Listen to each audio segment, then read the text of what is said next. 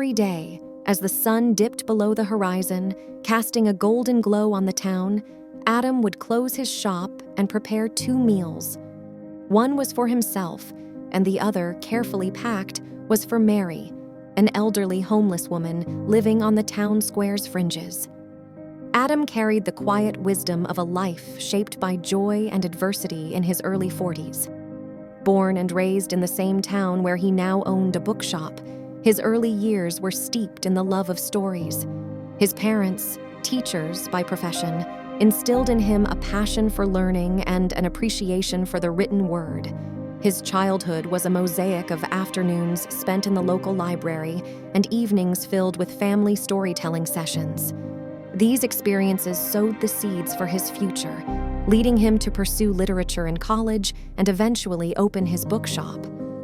The bookshop, nestled in the heart of the town, was Adam's sanctuary and way of sharing his love for stories with others. It was a quaint, welcoming place, its shelves brimming with books of every genre. Adam's life now revolved around his shop.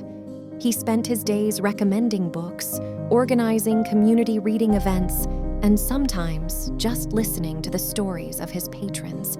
His work was more than a job. It was a fulfillment of his passion, a way to remain connected to the community and a tribute to his parents' legacy.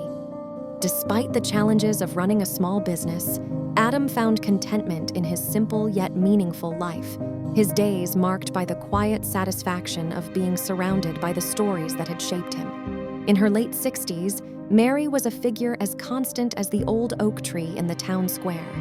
Her life story was etched in the lines of her face, a narrative of trials and resilience. She hadn't always been a part of the streets. Her past was a tapestry of different times, a young woman with dreams and aspirations, much like any other. But a series of misfortunes, including a failed marriage and a subsequent struggle with mental health, led her to a life far removed from her once hopeful beginnings. For years, Mary found solace in the anonymity of the streets, her presence in the town square as unobtrusive as a shadow. She watched the world go by, her days marked by the rhythmic passage of time, unnoticed and largely ignored by the bustling life around her. Their first encounter happened on a freezing winter's evening. Adam was closing his bookshop when he noticed Mary, huddled on her usual bench, shivering beneath her inadequate blanket.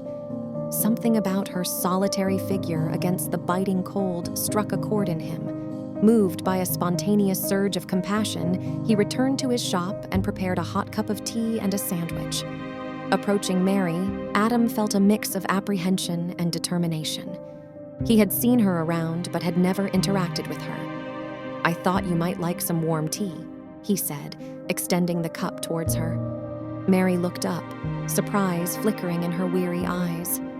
For a moment, she hesitated as if unaccustomed to such gestures. But then, with a nod of thanks, she accepted the tea. That evening, they marked the beginning of their unique bond. Adam continued to bring her meals, and over time, their exchanges grew from nods of thanks to small conversations. Mary, initially wary, gradually opened up, sharing snippets of her observations and memories. Adam discovered a wise, observant woman beneath the veneer of homelessness. Their relationship, built on mutual respect and kindness, became a defining aspect of their lives, a reminder of the power of simple acts of humanity. Every evening, as the sun descended, casting a warm glow over the town, Adam would close his bookshop and prepare 2 meals, one for himself and the other, packed with care, for Mary. Their meetings had become a ritual that they quietly looked forward to. Adam would find Mary on her usual bench in the town square, her eyes lighting up ever so slightly at his approach. Initially limited to the exchange of food and a few words, their interactions gradually evolved into a comforting routine. Adam would often sit with her for a few minutes, sharing stories about his day or discussing the books he was reading. Mary, in turn, would offer her insights, her comments reflecting a wisdom shaped by experience and observation. These moments were a balm to her otherwise solitary existence, and a meaningful pause in Adam's routine. Despite their growing familiarity, there was still an air of mystery around Mary. Adam knew little about her past, and Mary only volunteered information in the present. Her life outside their meetings remained an enigma. Adam's days had settled into a comforting rhythm, punctuated each evening by his meetings with Mary, the quiet woman from the park.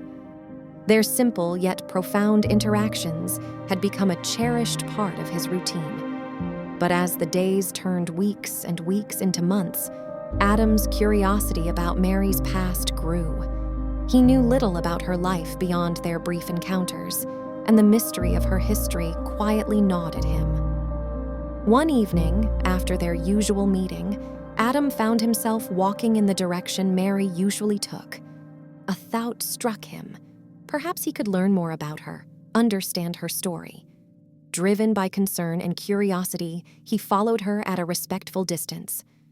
Mary led him to a small, modest house on the outskirts of the town. Surprised to see her entering a home rather than the makeshift shelters he had imagined, Adam felt confused. His understanding of Mary and her situation was suddenly upended. The following day, with questions, Adam returned to the house. He found the door slightly ajar, an unusual sight that piqued his concern. Pushing the door open, he called out for Mary, but was met with silence. The interior was simple, yet filled with an air of a once rich life. His eyes were drawn to a wall adorned with framed photographs, and what he saw took his breath away. Among the photographs was a younger Mary, stunningly beautiful, posing with an elegance that spoke of a professional model. She was radiant, her eyes shining with a zest for life that was hard to reconcile with the woman he knew.